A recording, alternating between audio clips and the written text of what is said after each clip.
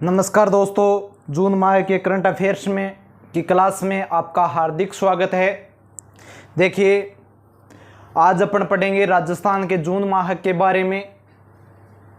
इस जून माह के जो करंट अफेयर्स की विशेषता एक ये है कि इस जून माह में इस बार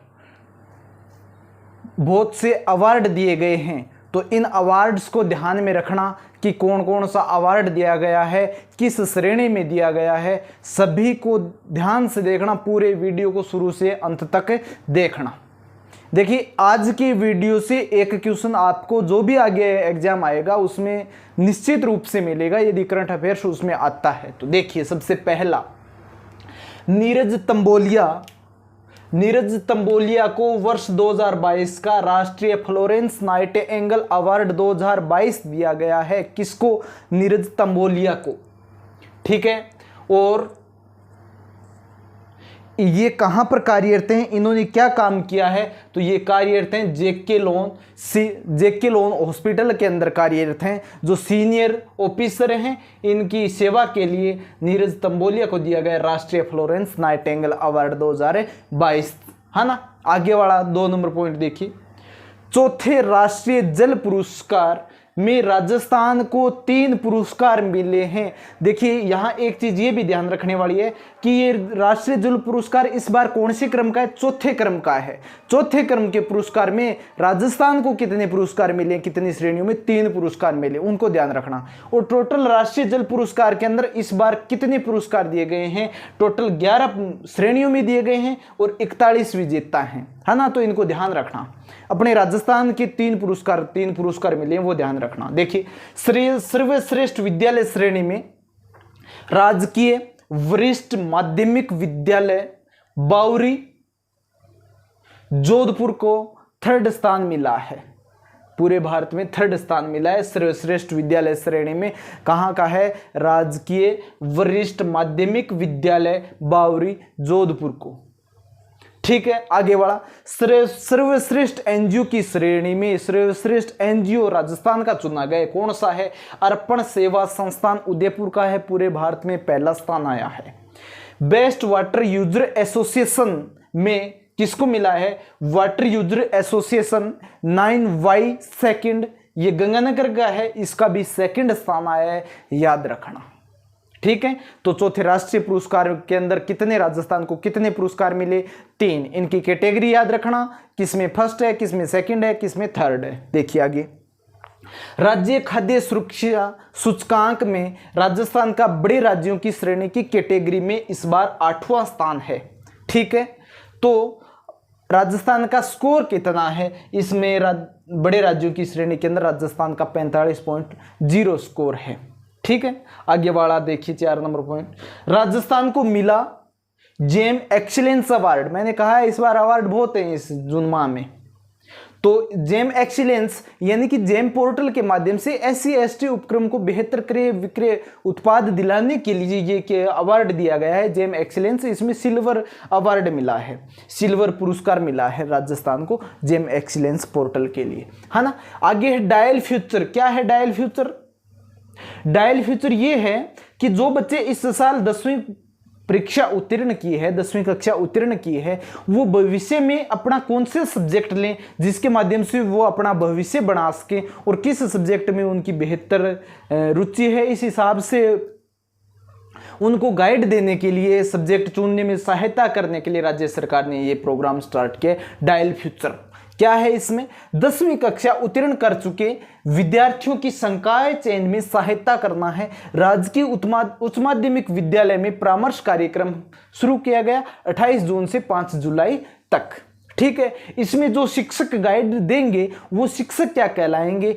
पथ प्रदर्शक शिक्षक यानी कि रास्ता बताने वाले शिक्षक कहलाएंगे। डायल पुरस्कार भविष्य की राह के अंदर जो शिक्षक काम करेंगे।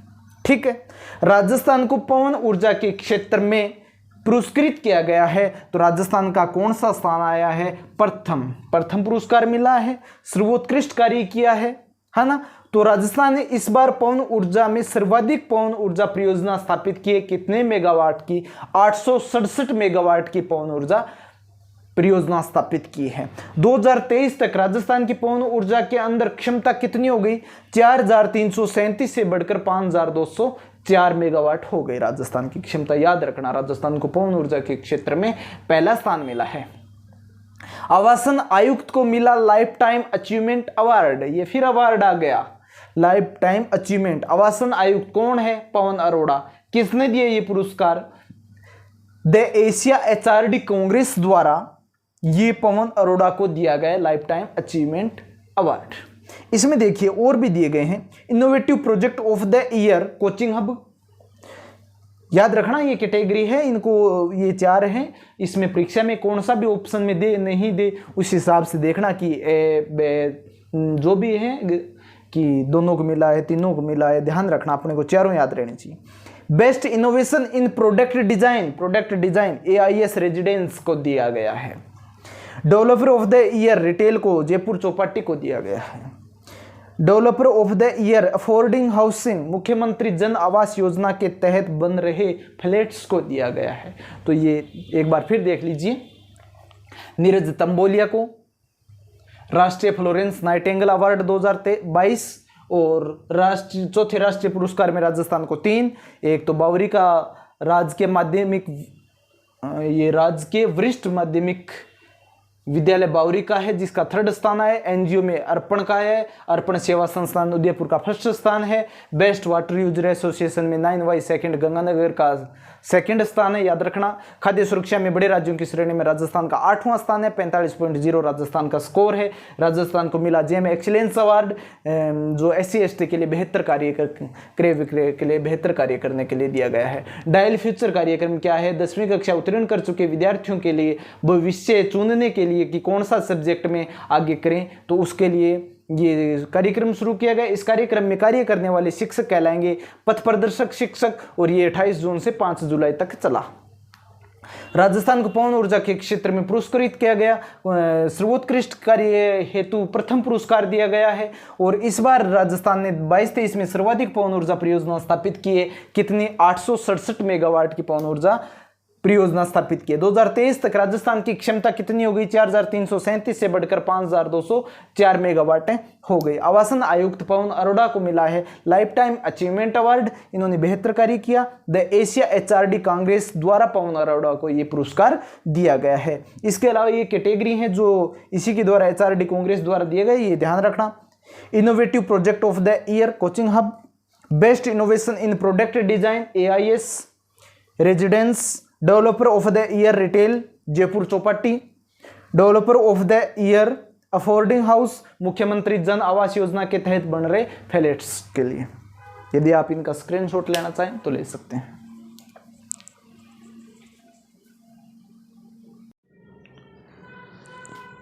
देखिए 7 बिंदु के बारे में अपन पढ़ चुके हैं। 8वां बिंदु है राजस्थान किसान महोत्सव।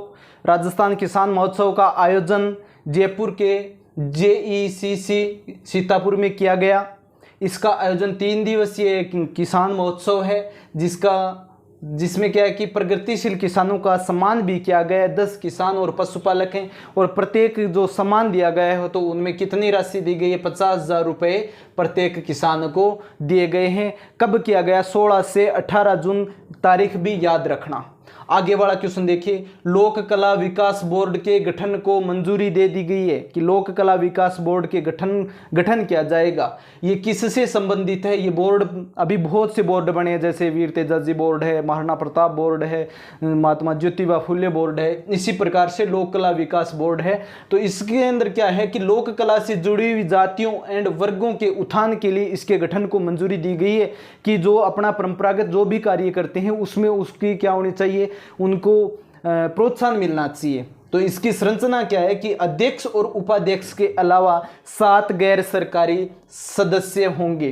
तो कुल कितने हो गए? अध्यक्ष और उपाध्यक्ष प्लस 7 गैर सरकारी सदस्य, तो 9 इसके सदस्य हो गए।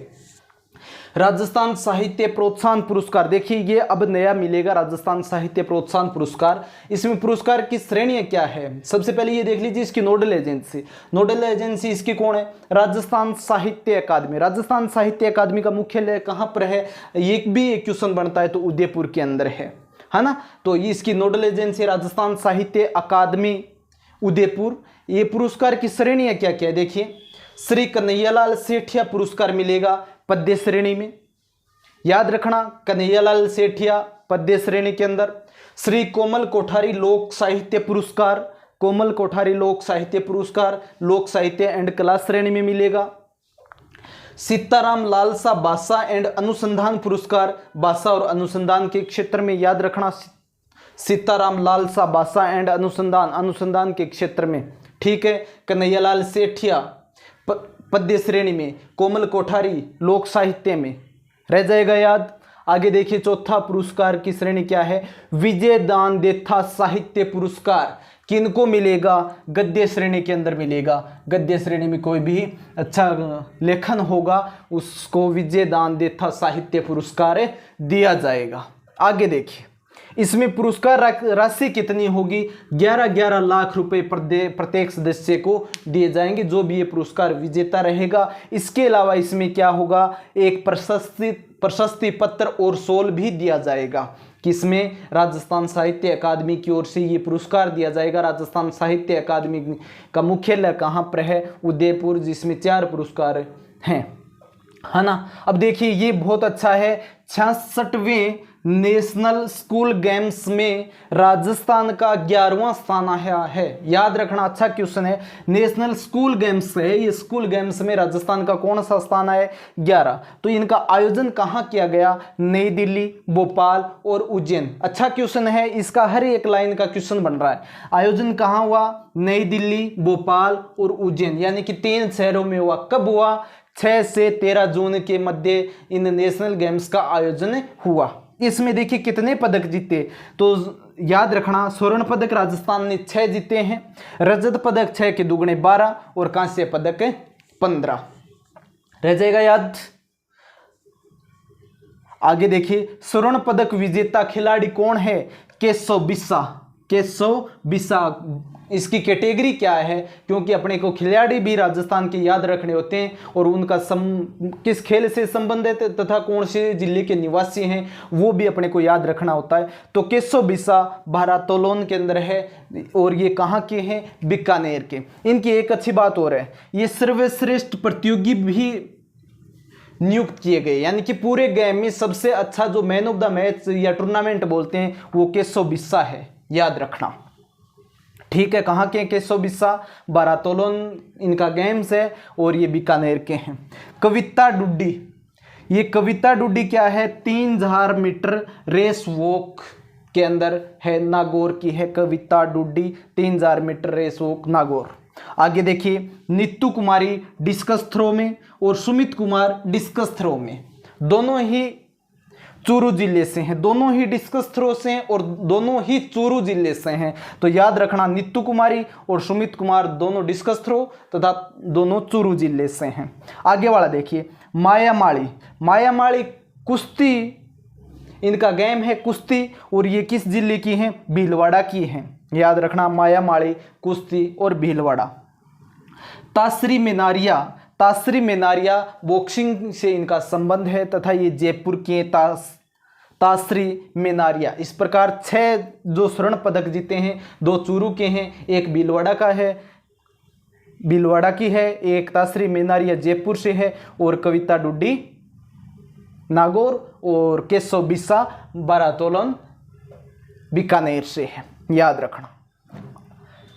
आगे देखिए 7 जिलों में खेल अकेडमियां खुलेंगी।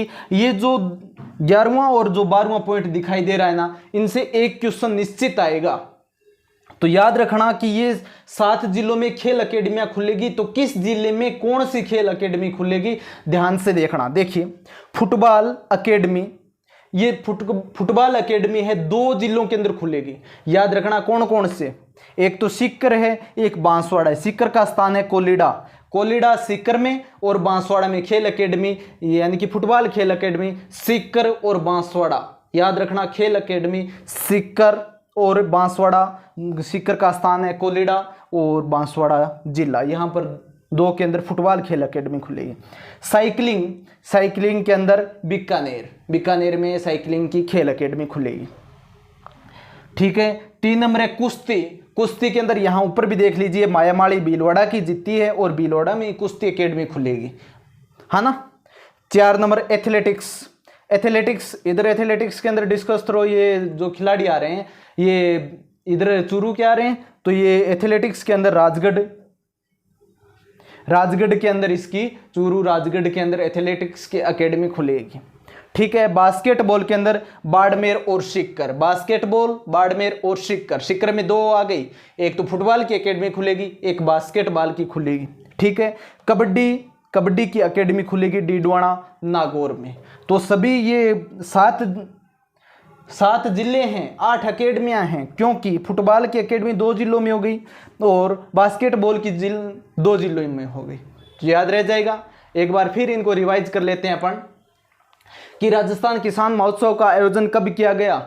16 से 18 जून 2023 को 3 दिवसीय जेईसी सीतापुर जयपुर में किया गया। 10 प्रगतिशील किसानों और पशुपालकों का सम्मान किया गया और प्रत्येक को 50,000 रुपए मिले। लोक कला विकास बोर्ड के गठन को मंजूरी मिली। लोक कला से जुड़ी जातियों और वर्ग के उत्थान के लिए इसमें अध्यक्ष और उपाध्यक्ष के अलावा 7 गैर सरकारी सदस्य होंगे, तो कुल मिला के 9 हो गए। राजस्थान साहित्य प्रोत्साहन पुरस्कार दिए जाएंगे। इसकी नोडल एजेंसी राजस्थान साहित्य अकादमी उदयपुर है, तो याद रखना इसकी श्रेणियां कन्हैयालाल सेठिया पद्य श्रेणी के अंदर, कोमल कोठारी लोक साहित्य पुरस्कार, वैसे लोक नाम आ रहा है तो लोक साहित्य और कला श्रेणी के अंदर, सीताराम लालसा भाषा एंड अनुसंधान, नाम ही आ रहा है सीताराम लालसा भाषा एंड अनुसंधान, तो ये श्रेणी भाषा एंड अनुसंधान ही है, तो ये नाम अपने परीक्षा में नहीं आएगा, सीताराम लालसा इतना आ जाएगा, तो इनको याद रखना।